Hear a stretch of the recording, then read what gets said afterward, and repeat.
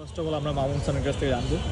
যেটা বুঝলাম ভোকাবুলারিটা হচ্ছে খুবই ইম্পর্টেন্ট টপিকস আর কি। মানে ভোকাবুলারিটা হচ্ছে মিনানো নিহঙ্গর ভোকাবুলারি খুব ভালো করে পড়তে হবে। আর জেএফটির হচ্ছে ইরোদরি নামে একটা বই আছে, মানে এটা হচ্ছে ইরোদরির 3টা পার্ট আছে, একটা হচ্ছে এলিমেন্টারি, A21 আর A22। জেএফটির ক্ষেত্রে সবচেয়ে বেশি কাজে দেওয়া হচ্ছে এলিমেন্টারি আর A21, বাট A22টাও পড়তে হয়, মানে A22টা হচ্ছে অন্তত পক্ষে 2বার রিভিশন দিতে হয়। আর ইরোদরির সাথে জেএফটির বইয়ের ভোকাবুলারি একটু পার্থক্য আছে, মানে ইরোদরি বইয়ে আবার একটু ভোকাবুলারিগুলো একটু বেশি থাকে। তাহলে স্যার ভোকাবুলারিটা হচ্ছে প্রচুর রিভিশন দিতে হবে। আরেকটা ব্যাপার যেটা মানে আমি যদি এর আগে ফলো করতাম আর কি, সাজেদ যেটা আমাকে বারবার বলছিল, N5 এবং N4 এর ইরোদরি মানে মিনানো নিহঙ্গের যখন ভোকাবুলারিটা আমরা পড়ি, এই ভোকাবুলারির সাথে স্যার কাঞ্জিটা দেখতে হবে। মানে জেএফটির ক্ষেত্রে কাঞ্জিটা খুবই ইম্পর্টেন্ট, গুরুত্বপূর্ণ। কাঞ্জিটা খুবই গুরুত্বপূর্ণ, এবং N5 এবং N4 এর যে ভোকাবুলারিগুলো থাকে সেটার সাথে সাথে কাঞ্জিগুলো বারবার দেখতে হবে। আর কেউ যদি একটু সময় থাকে, যদি কাঞ্জিগুলো যদি একটু আপনার নোট করে ফেলতে পারে আর কি, ছোটো ছোটো কাগজে যদি করে ফেলতে পারে, তাহলে স্যার এইটা একটা খুবই কাজে, এটা কাজে আমরা একটা গুরুত্বপূর্ণ পয়েন্ট পেলাম, সেটা হচ্ছে আমরা N5 লেভেলের যে বইটা পড়ি মিনানো নিহঙ্গ, সেখানে যে ভোকাবুলারিগুলো দেওয়া থাকে সেই কাঞ্জিগুলো স্পেশালি সব কাঞ্জিগুলো পড়ে ফেলা। Okay, that's a good point. So আর সেকেন্ড হচ্ছে ফার্স্ট হচ্ছে স্ক্রিপ্ট অ্যান্ড ভোকাবুলারি, ফার্স্টে কোশ্চেন থাকে আর কি, টোটাল মনে হয় 12টা কোশ্চেন থাকে। এখন কোশ্চেনটা একটু চেঞ্জ করছে, আগে একটু ছবি বেশি দিত, এখন গ্রামার সেকশনটা একটু চলে আসছে, 7টা 8টা কোশ্চেন গ্রামার থাকে।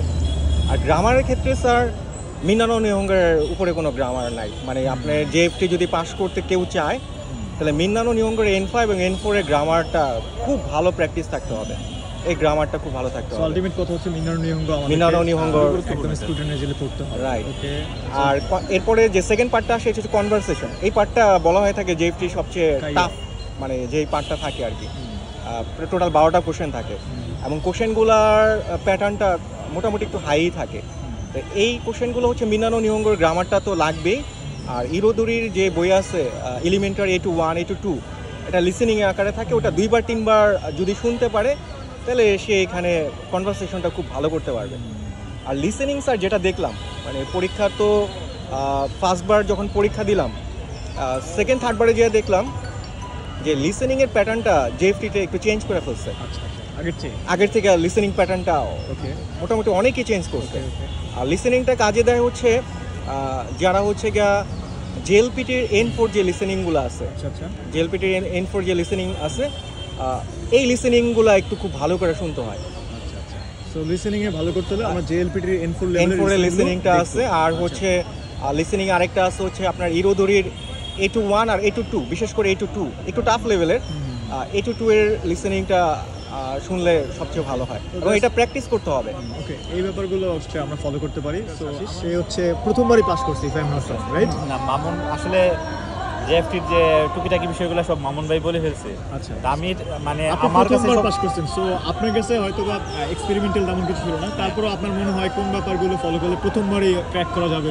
আমি আসলে শুধু মিনানো নিহঙ্গ করে আসলে জেএফটিতে অ্যাটেন্ড করছি, শুধু মিনানো নিহঙ্গ। আমি তার আগে ইরোদরি আমি ট্রাই করি নাই, বা ইরোদরি সম্পর্কে জানতামই না, মামুন ভাইয়ের কাছ থেকেই জানছি ইরোদরি সম্পর্কে। তো আমার কাছে সবচেয়ে গুরুত্বপূর্ণ বিষয় ভোকাবুলারি শুধু, কারণ এই যে জেএফটিতে প্রচুর রিডিং, সব রিডিং পড়তে হয়। ভোকাবুলারি থেকে স্ক্রিপ্ট, লিসেনিংয়েরও স্ক্রিপ্ট থাকে, ওইটাও আপনার চাইলে পড়া যায়। আর লাস্ট পার্টটা প্যাসেজ আছে, তো প্যাসেজ পার্টটাতে খুবই দ্রুত রিডিং করতে হয়। তো রিডিং করার জন্য ভোকাবুলারিগুলো খুব মানে জানা দরকার। হচ্ছে কাঞ্জি, মানে কাঞ্জি সহ রিডিং করতে হয়, তো কাঞ্জিতে ফুরিগানা থাকে না। আচ্ছা, কাঞ্জিটা আপনি কোত্থেকে প্র্যাকটিস করছেন? আমি টোটালি মিনানো নিহঙ্গ বই, আমি অন্য কোনো বই ট্রাই করি নাই।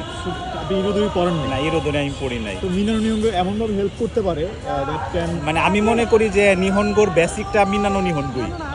মিনানো নিহঙ্গটা যদি কারো ভালো আয়ত্তে থাকে তাহলে সে যে কোনো পরীক্ষা অ্যাটেন্ড করতে পারে, মানে তার জন্য এক্সট্রা অন্য কোনো সহযোগিতা না নিলেও চলবে, কিন্তু বিশেষভাবে যদি নিতে চায় তাহলে নিতে পারে। যেমন যে ইরোদরিটা পড়লে ভালো হয়। এখানে যে মামুন ভাই যেটা বললো, কিছু ভোকাবুলারি আছে যেটা মিনানো নিহঙ্গতে আছে বা ইরোদরিতে নাই, বা ইরোদরিতে আছে মিনানো নিহঙ্গতে নাই, এরকম কিছু ভোকাবুলারি আছে, এগুলা নিজ দায়িত্বে মানে কালেক্ট করে পড়তে হয়। আর কাঞ্জির বিষয়টা তো আসলে লিমিট নাই, কোনো আনলিমিটেড কিছু কাঞ্জি আছে যেগুলো আসলে খুঁজে খুঁজে পড়তে হয়, যেগুলো ইরোদরিতে এক্সট্রাভাবে থাকে। আরেকটা ব্যাপার হচ্ছে, আরেকটা যে ব্যাপার আছে সেটা হচ্ছে স্যার প্রচুর কোশ্চেন সলভ করতে হবে, কোশ্চেন সলভ কোশ্চেন সলভ করতে হবে, মানে পরীক্ষা দিতে হবে নিজে নিজে, কোশ্চেন সলভ করতে হবে। আর আপনার হচ্ছে ইউটিউবে কিছু কোশ্চেনের প্যাটার্ন থাকে, আসলে জেএফটির কোশ্চেন প্যাটার্নটা একদমই ডিফারেন্ট, মানে প্রতি সেক্টরে প্রতিবারই ওরা হচ্ছে কোশ্চেন প্যাটার্নগুলো একটু একটু চেঞ্জ করে, মানে হুবহু কোনো কোশ্চেন থাকে না, বাট আপনার পুরো যোগ্যতা হচ্ছে আপনার বেসিক লেভেলটা কত ভালো আছে, আচ্ছা আচ্ছা এটার উপরে যাদের আছে এরাই পাস আচ্ছা করে আমরা ফেলতে পারবে। আলটিমেট কথা এই সাদত খান এবং হচ্ছে মামুন খানকে জানলাম যেটা আমাকে একটু আগে হচ্ছে সাদত খান বললো, সেটা হচ্ছে উনি শুধুমাত্র এই মিনার নিয়ম করছে, that's help him to pass for the first time, right? একবারই পাস করে গেছে। তো কেউ যদি মিনার নিয়ঙ্গ ভালো করে পড়ে তাহলে মানে আমি মনে করি তার মানে সমস্যা হবে না। নিহনগর বেসিকটা ভালো। গোকুল খানের কাছে জানবো, সে হচ্ছে আসলে প্রথমবারই জেএফটি পাস করেছে। দ্বিতীয়বার। আচ্ছা দ্বিতীয়বার। তো আপনার ক্ষেত্রে কোন ব্যাপারগুলো মনে হয়েছে যে প্রথমবার আমি ফলো করিনি, দ্বিতীয়বার ফলো করে আমি পাস করতে পারছি? পুরো জার্নিটা যদি আমার কাছে বলতেন। আমি তো স্যার প্রথমবার পরীক্ষা দেওয়ার পরে প্রথমবারে 183 পেয়েছিলাম, আর দ্বিতীয়বারের পরীক্ষা দিয়েছে ওইটা 200 পেয়েছিলাম। আর আমি হলো মিন্নানো নিহঙ্গই পড়ছি, N5 N4 দুটোটা মিন্নানো নিহঙ্গ, আর এটা ভোকাবুলারি গ্রামার কাঞ্জি যা আছে সবই মিন্নানো নিহঙ্গ। ছোট্ট ওকি করে দেবো উস্কিত হয়েছে, ওকি করে দেবো উস্কিত হয়েছে, ছোট্ট ওকি করে দেবো। যে মিন্নান্ন নিয়ঙ্গ পড়ে আর কি পাশ করছি। আর ইরোদরি বই কিনি নাই, ইরোদরিও পড়ি নাই, কিন্তু ইরোদরিটা আর কি ইউটিউবের মাধ্যমে আর কি ইরোদরিটা করছি আর কি আয়ত্ত করছি। আমার মনে হয় ইরোদরি এমন আর কি ইউটিউবে যত ভিডিও আছে ইরোদরির, আমার মনে হয় 100টা থাকলে 100টার মধ্যে মানে 95টা ভিডিও আমি সলভ করছি বা দেখছি। হ্যাঁ, আর জেএফটি পরীক্ষা পাশ করার ক্ষেত্রে আপনার ভোকাবুলারি শুধু নিম্নান্ন নিহঙ্গ পড়লে হবে না। N5 N4 তো সীমাবদ্ধ ভোকাবুলারি, এরও বাইরে অনেক ভোকাবুলারি আসে, তারপর কাঞ্জি আসে। সেক্ষেত্রে আমরা ফলো করতে পারি কি? আমি নিম্নান্ন নিহঙ্গ N5 N4 যখন এই যে ভোকাবুলারিটি আগে শেষ করছি, তারপরে যে কাঞ্জি থাকে 110টার মতন হলো আপনি N5 কাঞ্জি, তারপর 200টার মতন হলো ইসের কাঞ্জি, টোটাল আর কি 315টা এরকম আর কি বইয়ের কাঞ্জি। কিন্তু আমি যখন পড়ছি ভোকাবুলারির পাশে কিন্তু কাঞ্জি আসে। আচ্ছা হ্যাঁ, N5 N4 আমি তো সব কাঞ্জি পড়ে নাই, কিন্তু কিছু কিছু কাঞ্জি যেগুলো মনে করেন আপনি ওই এমনি কাঞ্জির বইয়েরতে পাই নাই, কিন্তু ভোকাবুলারিতে আছে, ওগুলো বিশেষ করে আমি মার্ক করে কাঞ্জি পড়ছি। আর ভোকাবুলারি তো মনে করেন সবচেয়ে বেশি পড়তে হবে। আর লিসেনিং খুব ভালোভাবে আয়ত্ত করতে হবে। আপনি যারা জেএফটি পাস করতে চান এক চান্সে, আমি মনে করি যারা যখন N5 থেকে শুরু করব, ওই প্রথম থেকে আর কি বুঝুক বা না বুঝুক ওই জাপানে শুনতে হবো, আর জাপানে মনে করেন যে ড্রামা বা যে কোনো ভিডিও খেলে শুনতে হবো। আচ্ছা, খুব কমন ব্যাপার সেবার বুঝলাম, যেটা হচ্ছে অনেক কিছু লিসেনিং করতে হবে। লিসেনিং করার ক্ষেত্রে আমরা N4 লেভেল ফলো করব, এর পাশাপাশি গ্রামার দেখা হয় না। তবে গ্রামারের থেকেও বেশি আমি যেটা মনে করি, গ্রামার থেকেও বেশি হলো আপনার ভোকাবুলারি কাঞ্জি, কারণ এই দুইটা যদি আপনি ভালো পারেন তাহলে কিন্তু আপনি রিডিং পার্টটাও ভালো হবে। আর রিডিং পার্টটা কিন্তু সবচেয়ে বেশি নাম্বার থাকে কিন্তু রিডিং পার্ট আর কনভারসেশন পার্ট। হ্যাঁ, রিডিং পার্টেই আর কি মনে করেন যে আপনি মোটামুটি হিউজ নাম্বার উঠাতে পারবেন। আর এই কনভারসেশন পার্ট মনে করেন যদি গ্রামাটিক্যাল একটু খারাপ থাকে না কিন্তু ওই 3টা পার্ট যদি ভালো থাকে আপনি কিন্তু ডেফিনেটলি পাস করতে পারবেন। ওকে, ফর দ্য লাস্ট টাইম আমরা নিম্ন আসলে কিভাবে ফলো করলে আমার মনে হয় যে আমরা ইরোদরি ছাড়াও পাস করে ফেলতে পারি? প্লিজ স্যার মিনানো নিহঙ্গ যদি পড়া থাকে তাহলে ইরোদরি বই ধরলেই পরে আপনি বুঝতে পারবেন যে আপনি ইরোদরি পারতেছেন। মানে আমি ইরোদরি পিডিএফ কিছু দেখছি অনলাইন থেকে শুধু, তখন আমি ধরে দেখছি যে আমি তো আসলে ইরোদরিতে যে কোয়েশ্চেন আছে বা যে রিডিংগুলো আছে এগুলো আমি পারতেছি, আমি পারি। যেটা আমি মিনানো নিহঙ্গর কারণে আমি পারতেছি, যে মিনানো নিহঙ্গ আমার আগে পড়া ছিল এই জন্য আমি পারতেছি। আমার আর ইরোদরিটা আমরা কি তাহলে বলতে পারি যে মিন্নানো নিহঙ্গের চেয়ে ইরোদরি কম্পারেটিভলি সহজ? স্যার মেইনলি যে ব্যাপারটা হয়েছে, মেইন বই হচ্ছে মিন্নানো নিহঙ্গ। আচ্ছা, মিন্নানো নিহঙ্গ যে পারবে ইরোধুরি তার কাছে কিচ্ছু না, মানে ইরোধুরি সব কিছু করতে পারবে। আরেকটা বিষয় হচ্ছে স্যার ইরোদরিতে হচ্ছে কিছু মানে অ্যাপ্লাই আছে অনেকগুলা, যেগুলা জেএফটির ক্ষেত্রে খুবই সহজ হয়।